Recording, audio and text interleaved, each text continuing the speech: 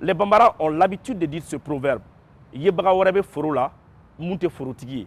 Ce proverbe, nous l'avons confirmé lors de la conférence régionale de l'Afrique de l'Ouest en prélude au 9e congrès des panafricanistes. Sur place, on s'est rendu compte que l'armée malienne est prise pour modèle. Pour certains, elle est la meilleure armée de l'Afrique. Et sa renommée va au-delà même de l'international. Y étaient présents à cette conférence des éminents chercheurs, des représentants de la Banque mondiale, des Africains qui interviennent même dans les universités américaines. Je vous invite à écouter les réactions de quelques-uns sur l'armée malienne. Suivons. On a vu une mutation, une transformation extraordinaire, quasi miraculeuse, d'une armée qui est partie d'une situation d'impuissance à une situation de puissance et de montée en puissance. C'est deux choses différentes. Ce qui suppose une configuration de menaces à gérer, à définir et à cibler militairement. Alors ça suppose une maîtrise de la géopolitique et de la géostratégie mondiale et de l'organisation de forces, n'est-ce pas, qui en face agissent sur un double plan asymétrique et sur un plan apparemment conventionnel. Donc c'était un défi extraordinaire. Alors l'Afrique est fière de l'armée malienne parce que c'est la preuve de ce que le patriotisme peut produire. C'est la démonstration que les militaires africains sont capables d'affronter et de gérer les menaces globales. C'est la preuve que des dirigeants éclairés, patriotes, peuvent lever une armée, n'est-ce pas, sur la base de pratiquement rien, lever une armée et hisser cette armée au niveau des enjeux globaux. Aujourd'hui, l'armée malienne, c'est une armée qui a une épaisseur globale. Ce n'est même plus seulement local, parce que j'ai dit, les forces que nous affrontons, que l'armée malienne affronte, sont des forces locales de nom. Ce sont des forces asymétriques qui sont encadrées, gérées, financées, encadrées par les puissances militaires globales, par les puissances globales. Donc c'est une armée aujourd'hui qui a dimensionné son action au niveau de cette menace-là. Donc cette montée à puissance, évidemment, la preuve, c'est la sécurisation de pratiquement tout le territoire, avec la capacité de l'armée à se projeter dans toute l'étendue du territoire et surtout dans les zones, les plus dangereuses.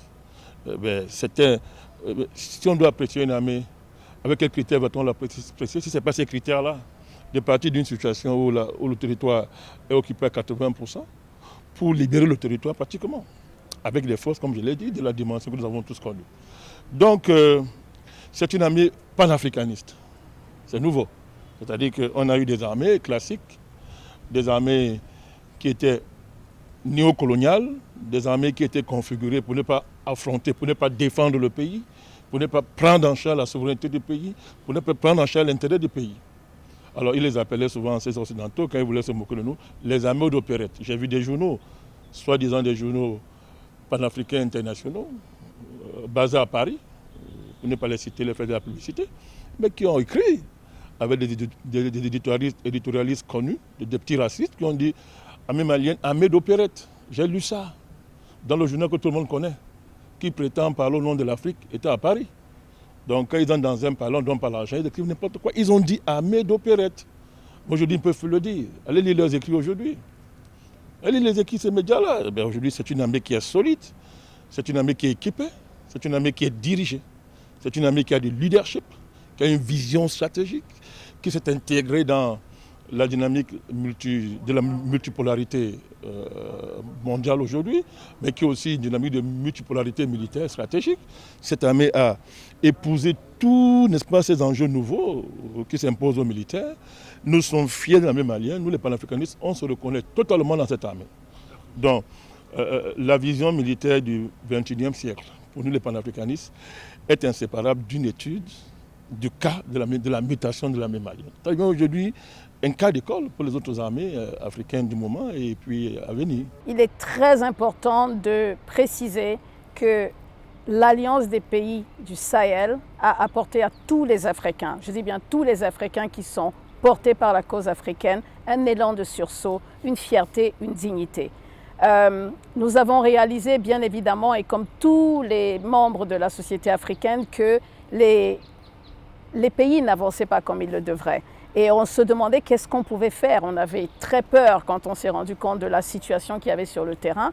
Et quand on a eu cet accord, qui en réalité est d'abord un accord de défense sécuritaire qui a été signé en septembre 2023, on s'est dit enfin, c'est génial. On a enfin compris qu'on est le gardien de son frère et que le Burkinabé, le Nigérien et le Malien vont se mettre ensemble pour pouvoir être forts face aux agressions de l'extérieur. Déjà, nous ne comprenons pas la raison pour laquelle il y avait autant de bases sur les sols africains. Nous ne comprenons toujours pas pourquoi les forces impérialistes ressentent le besoin de se retrouver sur les sols africains. C'est bien évidemment la meilleure décision qui a été prise était qu'ils quittent le sol malien le plus tôt possible, que ce soit eux, que ce soit la MINUSMA ou toute forme d'organisation qui ne sera pas là et qui ne participerait pas à des intérêts gagnant-gagnant avec les pays africains doivent partir. Alors en tant que membre de la diaspora, c'est très important que notre organisation soit là pour faire comprendre au monde entier et à tous les peuples de résistance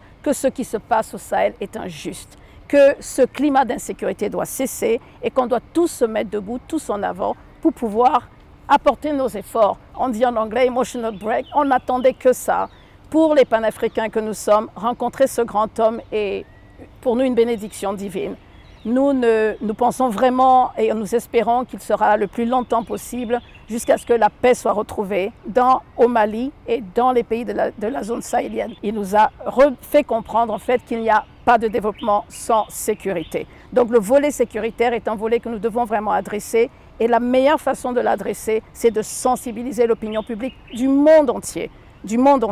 Sensibiliser les Maliens à la cause de l'AES on va avoir des difficultés, ce qu'on appelle struggle en anglais. On va encore probablement souffrir, on va probablement être attaqué, mais on doit rester debout, digne, face à nous-mêmes, ici, sur le terrain, mais aussi à l'étranger. Ils ne peuvent pas, les impérialistes, continuer à tuer le monde entier. On va tuer qui, on ne va pas tuer qui. Si on est tous ensemble, on a l'union qui fait la force. Donc je suis optimiste sur cette union, très optimiste sur cette union qui fait la force. Vous voyez ce qu'ils sont en train de faire à Gaza. Devant le monde entier, c'est du peuple dont il s'agit. Ce qui se passe là-haut et le qui, du pourquoi, du comment, ce n'est pas ce qui est important. Ce qui est important, c'est que les gens doivent arrêter de mourir. Si l'AES échoue, c'est tout le continent qui va de nouveau se déséquilibrer. Nous devons montrer au monde entier que nous sommes un continent uni, que la cause subsaharienne est une seule cause. Il faut souligner les succès de l'AES. Il est très important de montrer que depuis que, évidemment, nos présidents reprennent le contrôle de leur pays en main, les succès sont phénoménaux. J'estime qu'on ne peut pas être africain et ne pas se réjouir de ce qui est en train de se passer. C'est un moment historique. Nous sommes en train de réécrire l'histoire. Pour être honnête, nous ne savions pas que de notre vivant, nous verrions une carte se redessiner.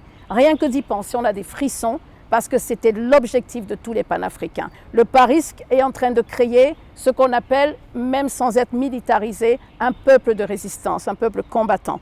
Et dans le Paris, nous avons des gens qui sont prêts à venir rejoindre les rangs au Sahel.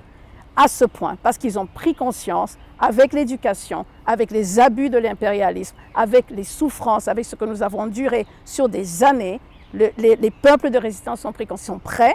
Et donc nous avons besoin de continuer ce combat, de continuer d'informer, de continuer de solidariser les peuples du monde entier et les Africains en premier sur la cause africaine. Ce n'est pas le moment de faire des petites guerres de terrain, la cause est trop noble. Ce n'est pas de moi dont il s'agit, nous ne sommes rien, c'est de la cause dont il s'agit. Et cette cause est beaucoup trop grande pour que nous ne soyons pas tous prêts à mourir au combat, tous en tant qu'Africains. Pour cette raison, nous sommes avec eux parce que nous savons que ça ne peut apporter que des résultats positifs. Et quand nous avons rencontré le président Assimi Goïta, qui nous a dit qu'on ne peut pas parler de développement ou de panafricanisme s'il n'y a pas de sécurité. Et donc, nous qui avons participé, nous tous, on a dit oui, effectivement, il a raison. Parce que le principe premier du développement, c'est la souveraineté. Mais le principe premier de la souveraineté ou de la survie, c'est la question de la sécurité. Et donc on sait ce que le Mali a vécu pendant plus de 10 ans avec la présence de toutes ces armées occidentales. Et donc on a vu que c'était une conspiration du monde occidental qui utilise le terrorisme comme une arme de déstabilisation des pays africains afin qu'on ait des États faibles afin que les Occidentaux puissent continuer à dominer nos pays, à manipuler nos États, nos chefs d'État.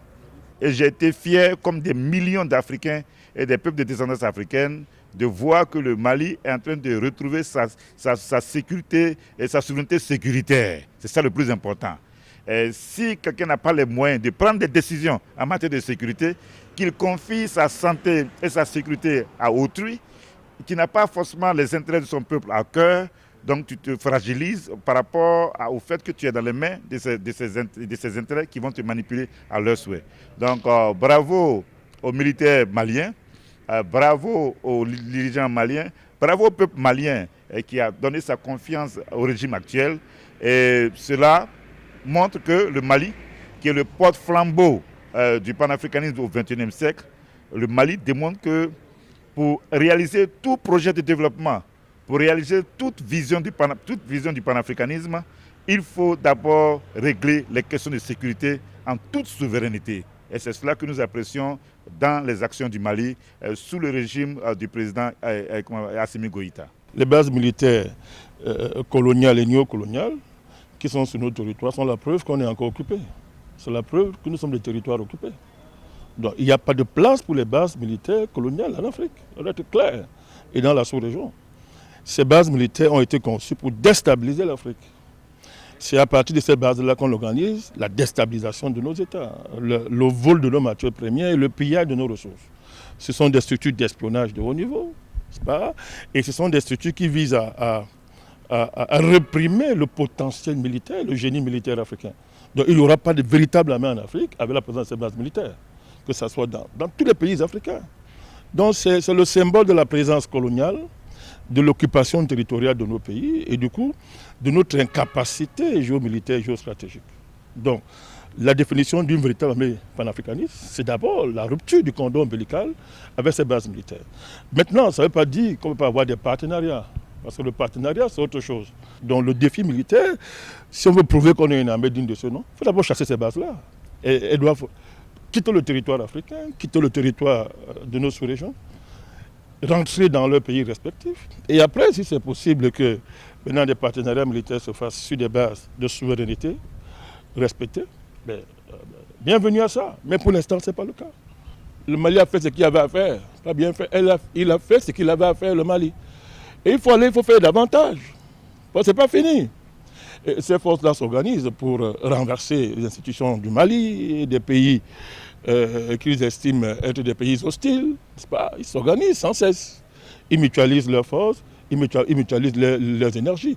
Donc le Mali doit continuer à monter en puissance, n'est-ce pas? À maîtriser toutes les opérationnalités, n'est-ce pas, qui sont liées, que ce soit sur le plan logistique, sur le plan de la pensée stratégique, sur le plan de l'opérationnalité des forces sur le terrain. Il faut continuer à développer ça, à amplifier la montée en puissance.